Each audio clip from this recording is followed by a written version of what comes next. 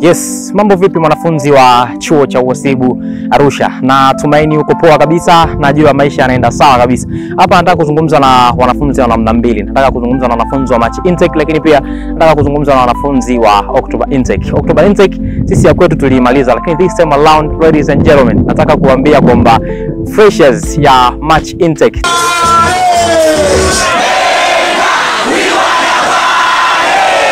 hakikisha wewe mwanafunzi ambaye uko around Arusha, haijalishi ni March intake, haijalishi wewe ni October intake, hakikisha tunafika, kwa sababu siku hiyo tutakuwa na michezo mbalimbali ambayo asubuhi kuanzia saa 12 kamili asubuhi tutaanza na jogging ambayo tutakimbia kuanzia maeneo ya chuo mpaka maeneo ya roundabout ya East Africa. Lakini pia baada ya hapo tutakuwa na michezo mbalimbali ambayo itaendeshwa katika viunga vya chuo cha uhasibu Arusha.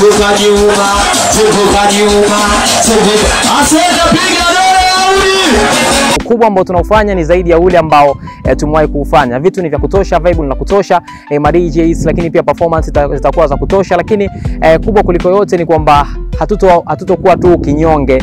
Tutakuwa na burudani kadhaa ambazo zitaendeshwa pamoja na michezo ambayo itadondoshwa ndani ya IAA ground mchana, lakini pia usiku kama ambavyo nimekupanga kwamba muziki utakuwa ni wa namna yake. Tumpandishe Balisti, au sio?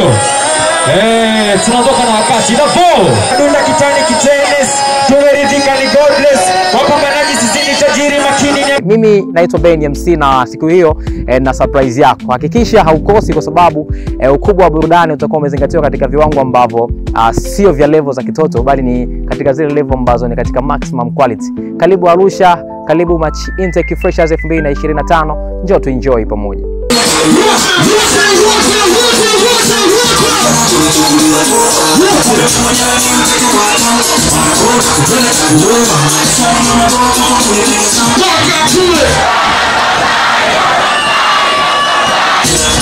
What you say?